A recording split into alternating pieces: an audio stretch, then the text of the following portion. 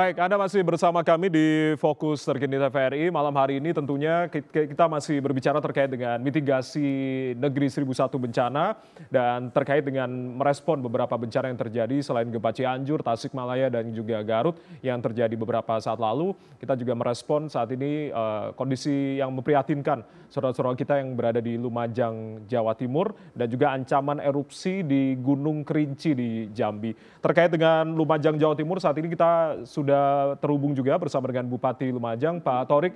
Masih bersama saya ya, Pak Thorik.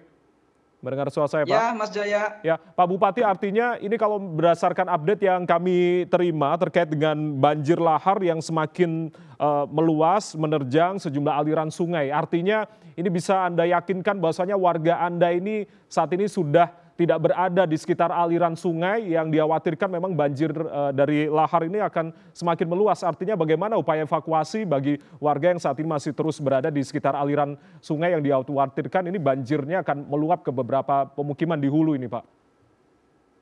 Ya, Mas Jaya, saya ingin sampaikan bahwa betul bahwa berikutnya kami ini harus antisipasi terkait dengan dampak material APG. Apa itu? Ya, lahar dingin. Sebelumnya saya sampaikan bahwa sekarang sudah relatif aman ya terkait dengan keadaan Semerunya. Dan tadi saya sudah sampaikan kepada Kepala BVMBG bahwa ada potensi untuk menurunkan level. Okay. Nah, artinya kalau sudah ada kebijakan atau keputusan untuk menurunkan level, indikasi terhadap getaran, kemudian kemungkinan turunnya kembali APG dengan jarak luncur yang jauh, itu bisa sudah kita mendapatkan update-nya. Terkait dengan potensi lahar dingin, sekarang ini ada perubahan arus dari yang tahun lalu. Kalau tahun lalu itu besuk sat yang mengarah ke Curah Koboan, ke Jugosari, dan ke Gondoruso. Sekarang ini beralih dari besuk Bang menuju ke arah Pasru Jambe, kemudian Tempur Sari. Jadi ada dua jalur sekarang yang potensinya alirannya berubah dari tahun lalu yang tunggal ke arah Curah Koboan. Yang dalam beberapa video dokumen itu adalah di Desa Jugosari. Nah, Desa Jugosari ini memang salah satu desa yang masuk di aliran lahar Semeru. Mas Jaya, perlu kami sampaikan bahwa sungai aliran lahar Semeru ini luasnya nggak karu-karuan. Baik. Jadi bentang panjangnya juga sangat lebar dan sekarang sudah ditumpui beberapa material APG yang turun bersama lahar dingin itu, dan memang ada beberapa pemukiman yang ada di seberang sungai. Jadi ada yang disebut jembatan limpas atau cekdam. Sebenarnya itu untuk cekdam ya, tapi jembatan itu atau cekdam itu sering digunakan oleh masyarakat untuk jembatan karena menghubungkan antara dusun satu dengan dusun yang lain. Yeah. Nah, itu yang tadi salah satu di Desa Jugosari itu material lahar dinginnya itu sudah mengenai di atasnya cekdam atau jembatan limpas yang masyarakat sini sebut begitu. Oke. Baik, artinya kewaspadaan bagi beberapa daerah yang dialiri oleh tadi lahar dingin begitu ya Pak Bupati ya. Tapi sebelum saya akan cek lagi ke Pak Bupati, saya akan ke Mbak Rono. Mbak Rono, artinya kalau berbicara terkait dengan apa yang tadi sudah diungkapkan oleh Pak Bupati, ada kemungkinan untuk penurunan level. Kalau sekarang kan awas atau level 4 kalau tidak salah ya Pak ya? Ya, Mbak Rono ya. Ya, artinya, kalau dari aktivitas gunung apinya kan begitu-begitu saja kan. Ya. Yang menjadi masalah ini kan guguran kubah lava. Guguran ya kan? kubah lava. Kalau sudah habis guguran kubah lavanya ya selesai persoalan itu kan. Okay. Hanya masalahnya kemungkinan karena kan dua kali nih dalam 2 tahun 4 Desember 2021 dan 4 Desember 2022. Kemungkinan besuk kobokan ini penuh. Maka dia bisa lari lahar hujan ini bisa ke besuk Bang atau besuk kembar atau di sekitarnya gitu ya. Itu yang diungkapkan oleh Pak Bupati tadi, ada aliran yang karena berbeda kemungkinan besok Kobokan ini penuh karena material awan panas guguran yang tahun 2021 dan 2022 sehingga limpasannya kemana-mana. Kan dia mencari daya tampung, kan dia nggak ngejar ketinggian, dia ngejar ke daerah yang lebih rendah karena itu aliran saja, gitu aja kan. Barono, artinya kalau berbicara terkait dengan guguran awan panas ini, begitu, itu tidak bisa diprediksi begitu ya? Kalau dia kan sebutnya gini. Kalau letusan Gunung Semeru itu tiap hari belasan, mungkin puluhan. Itu setiap harinya? Ya, tiap harinya. Kalau erupsi ya. Kalau erupsi. Tetapi ada erupsi yang sifatnya efusif, dia menumpuk lava gitu kan. Lama-lama menjadi besar atau memanjang.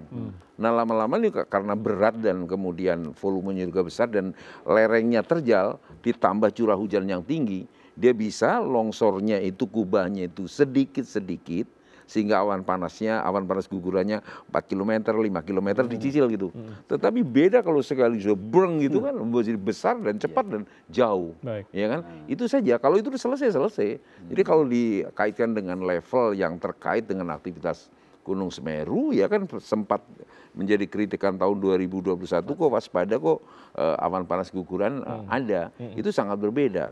Awan panas guguran susah sekali diprediksi. Susah sekali diprediksi. Dia akan longsor kapan saja, mau dia aja gitu kan. Tetapi kalau misalnya aktivitas gunung api, kan misalnya gempanya dari 10 menjadi 20. Ini levelnya gampang diikuti gitu ya. Enggak segampang itu, tapi paling tidak ada landasannya. Ini sudah tinggi segini pasti longsor enggak? Ya belum tentu. Ya kan? Nah sekarang pembentukan kubah lavanya itu sangat cepat. Ya kan, dari 2021 sudah gugur, sekarang ada lagi ya kan, biasanya nggak secepat inilah. Gitu tapi kan. Ini dari 3 tahun 2020 meskipun tanggalnya berbeda begitu, beda, itu memang bisa diprediksi begitu, Mbak Rono? Nggak bisa diprediksi. Tidak bisa diprediksi. Pokoknya kalau besar ya, yang sebetulnya curah-curah kayak curah Kobokan, curah besuk Bang dan sebagainya, itu kan bikinan awan panas guguran. Jadi kapan saja dia akan lewat situ. Dulu nggak ada masalah karena nggak ada orang kan. Karena sekarang ada orang namanya bencana kan gitu. Karena ada korban jiwa dan harta benda. Kalau dulu piknik ke sana awan panas guguran terang-terang aja, nggak disebut bencana karena nggak ada korban. Gitu aja. Nah sekarang begitu ada orang datang, ada namanya bencana kan gitu aja. Fenomena itu ada sebelum masyarakat itu ada. Itu aja. Baik, saya akan kembali ke Pak Bupati, Pak Thorik. Artinya kalau tadi Mbak Rono sudah menjelaskan begitu. Ini berbicara terkait dengan relokasi di tahun 2021 di tanggal yang sama kejadian dari guguran awan panas ini kembali terjadi begitu. Artinya mengulang ada 2 tahun meskipun 2020 sepertinya Desember juga sempat terjadi begitu ya Mbak Rono ya, meskipun di tanggal yang tidak sama. Artinya masyarakat saat ini sudah mulai aware, sudah mulai teredukasi terkait dengan mitigasi bencana. Tapi juga ada beberapa yang masih tetap memperbaiki hunian mereka ketika 2021 terjadi. Artinya apa upaya yang terus ditekankan oleh pemerintah Lumajang, Kabupaten Lumajang untuk bisa meyakinkan masyarakat agar tidak tinggal di daerah-daerah yang masuk kategori zona merah ini Pak Bupati? Ya, memang kita tidak boleh capek ya menjelaskan kepada masyarakat. Contoh konkretnya yang sekarang terjadi di Kajar Kuning itu, betul yang disampaikan Mbak Rono, ada cek damnya, tapi cek damnya itu terkena guguran APG-nya itu yang di jarak 10 kilo.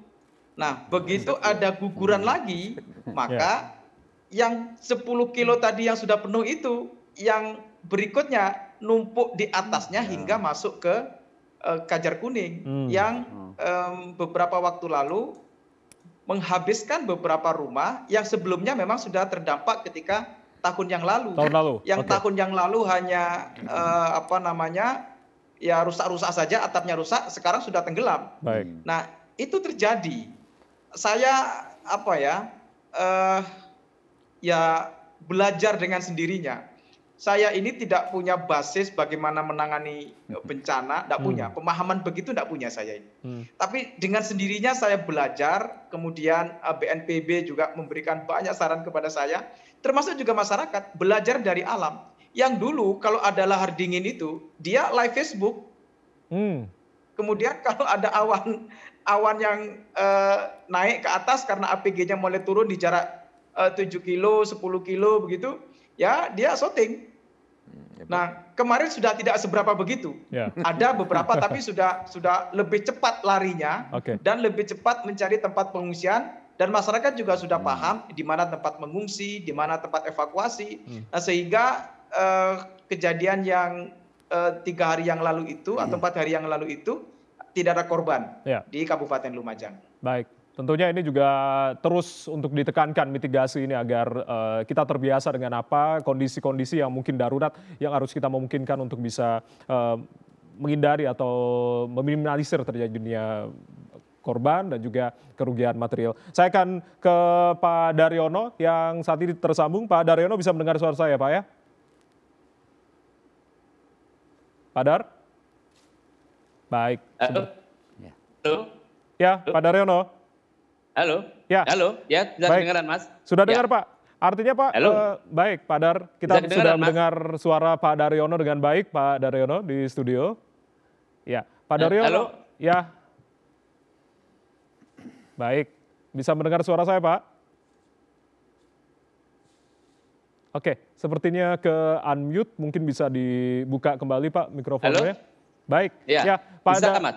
Bisa. Ya, Pak Daryono, artinya kalau berbicara terkait dengan rentetan gempa yang terjadi kemarin di Cianjur, lalu di Tasikmalaya, di Garut, berarti apakah memang ini ada hubungan antara vulkanologi dengan tektonik, Pak? Apakah memang ini suatu yang terpisah atau fenomena seperti apa ini rentetan dari bencana alam yang terjadi di akhir-akhir tahun ini, Pak Daryono? Mungkin bisa dijelaskan analisa Anda. Iya, jadi kalau menurut kami bahwa apa yang terjadi saat ini, bahwa ada rentetan gempa itu masih sesuatu hal yang wajar. Karena memang wilayah kita itu sangat aktif kegempaannya dan kita memiliki banyak sekali sumber gempa. Indonesia memiliki lebih dari 295 sesar aktif dan 13 tsunami gatras. Sehingga kapan saja itu bisa terjadi. Dengan sumber gempa tersebut, maka kita bisa mencatat aktivitas tersebut dan terkadang aktivitasnya berdekatan, waktunya, tempatnya, itu kebetulan saja. Dan kami melihat bahwa apa yang terjadi akhir ini masih taraf wajar ya. Karena memang kalau kita melihat statistik kita, dalam setahun itu kita itu terjadi gempa 5.000 sampai 6.000 kali, kemudian gempa signifikan itu 250 kali sampai 300, kemudian gempa merusak itu dalam 1 tahun itu 15 kali, dan 2 tahun sekali terjadi tsunami. Artinya apa yang terjadi saat ini hanya kebetulan lokasinya, waktunya berdekatan saja ya.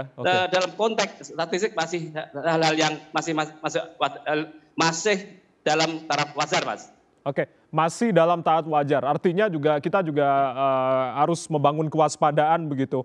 Pak Daryono, kalau berbicara terkait dengan gempa yang terjadi di Cianjur, lalu juga kemarin di Garut, meskipun di dalam permukaan laut begitu yang ada di Garut ini. Artinya kita juga berbicara kemungkinan tidak dalam artian kita menakut-nakuti begitu. Ini membangun kewaspadaan kita semua. Bagaimana dengan potensi dari pergerakan sesar-sesar setelah gempa yang terjadi di Cianjur dan juga Tasikmalaya? Bahkan apakah juga Garut ini kemarin salah satu jalur megatrust atau seperti apa, Pak, sebetulnya?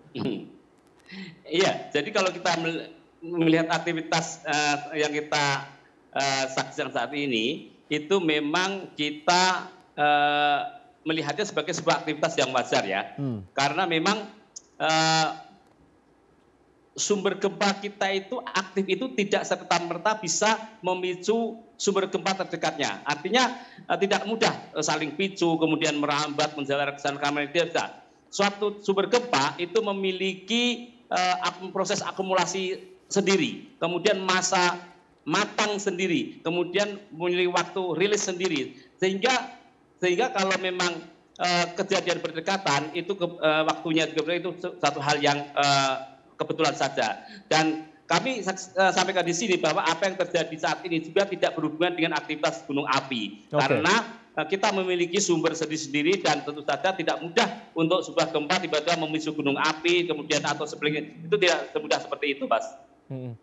Baik, ini juga menarik yang patut dicermati. Saya akan ke Mbak Rono, apa yang tadi sudah diungkapkan oleh Pak Daryono, artinya tidak ada hubungan begitu antara kejadian vulkanik dan juga tektonik.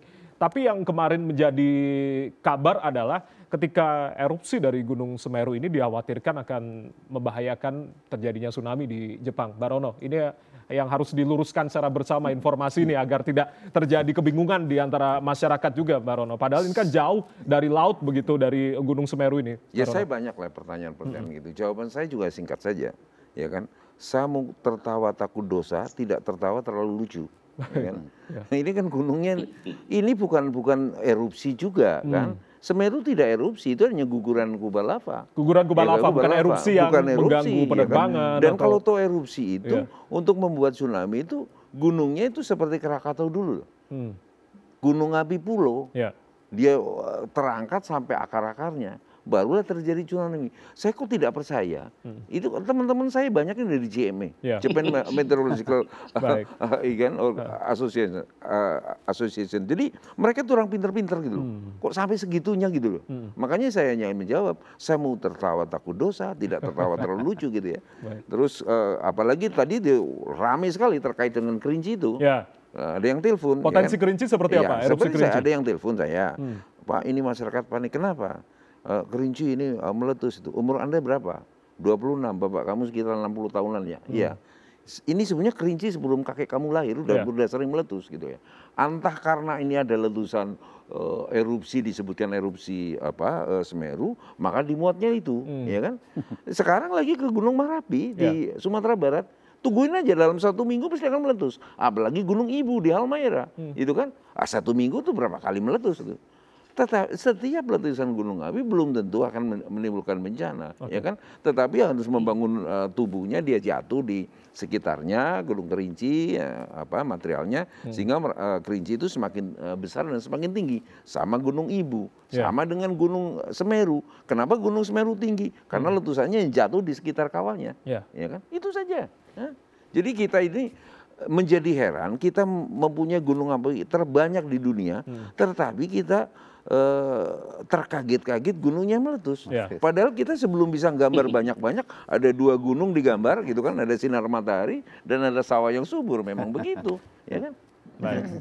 Ya, artinya ini yang menjawab pertanyaan kita semua karena memang kemarin itu sempat menjadi simpang siur, menimbulkan tsunami hingga ke Jepang, ini yang menjadi pertanyaan begitu, Mbak Rono. Baik, saya akan ke Pak Fajar kembali. Pak Fajar, kalau berbicara terkait dengan upaya penanganan dari gempa Cianjur dan juga saat ini saudara-saudara kita yang masih mengungsi di bawah kaki Gunung Semeru. Artinya untuk pengungsi di Gunung Semeru ini Pak, upaya apa lanjutan yang nantinya akan dilakukan oleh BNPB untuk bisa tentunya membantu saudara-saudara kita yang saat ini mengungsi di Lumajang, Jawa Timur ini? Pak Fajar. Baik Mas, sesuai tugas dan fungsi BNPB kepada masyarakat terdampak, yang melaksanakan pengungsian, tentunya juga kita segera mengambil langkah bagaimana menempatkan mereka di tempat pengungsian yang sudah relatif aman. Selanjutnya juga akan melaksanakan pemenuhan kebutuhan dasar. Seperti sampaikan di awal, layanan kesehatan, kebutuhan makan, pelindungan kelompok rentan, dengan pemenuhan kebutuhan lainnya, sehingga pemerintah menjamin bahwa pengungsi itu tidak kelaparan dan tidak basah ketika hujan dan tidak kepanasan ketika terik. Prinsipnya seperti itu, Mas. Baik. Pak Fajar, artinya untuk bisa menanggulangi terjadinya oknum-oknum yang kemarin juga sempat memberhentikan kendaraan bantuan begitu, upaya apa yang terus dilakukan untuk bisa mendistribusikan secara adil dan juga merata bantuan-bantuan baik yang di Cianjur ataupun juga saudara-saudara kita di Lumajang, Pak Fajar? Ya, memang ada beberapa oknum yang melakukan seperti itu, tapi sudah kita atasi.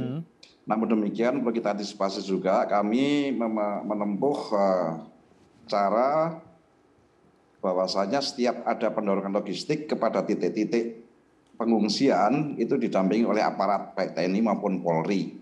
Selebihnya kepada titik-titik yang tidak bisa dijangkau oleh kendaraan roda 4 atau lebih, kita menggunakan sepeda motor. Toh sepeda motor nggak bisa, kita menggunakan sarana angkut udara berupa helikopter. Artinya bahwa kita jamin bahwasannya masyarakat yang terdampak harus mendapatkan hak kebutuhan dasar. Demikian, Mas. Oke.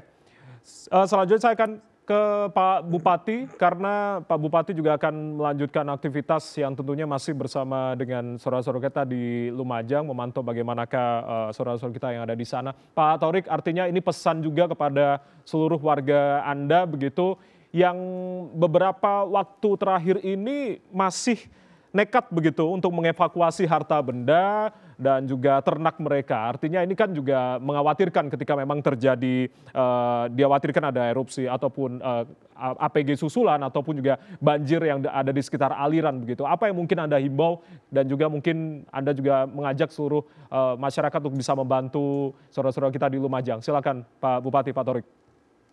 Ya, itu PR kami ya. Memang bencana ini selalu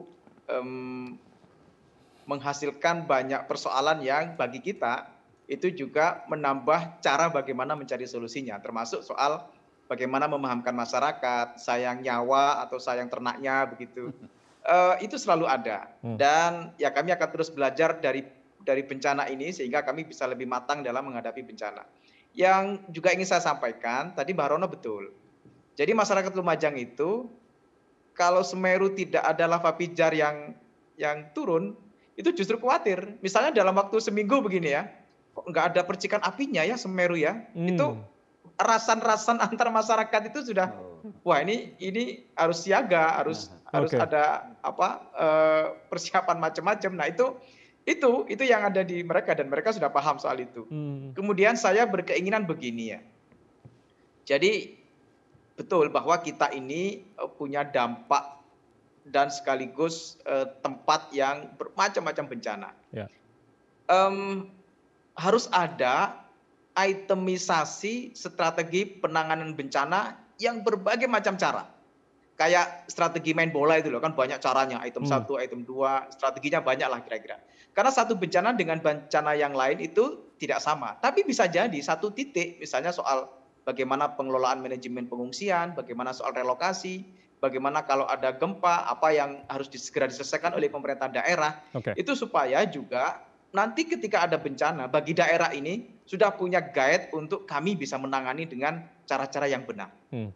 Baik, itu yang menjadi harapan Anda ya Pak Bupati Lumajang, Pak Thorik, strategi penanganan bencana agar menjadi semacam jalur begitu yang tujuannya secara jelas, meskipun kalau berbicara terkait dengan undang-undang kebencanaan juga sudah ada, nanti Pak Trubus mungkin akan menjawab. Pak Bupati, terima kasih, salam kami semua tentunya bagi saudara-saudara kita di Lumajang, semoga dalam kondisi sehat. Pak Bupati, Anda juga dalam kondisi sehat dan juga Ibu Wakil Bupati. Terima kasih sudah berkenan bergabung bersama kami. Selamat malam, Assalamualaikum.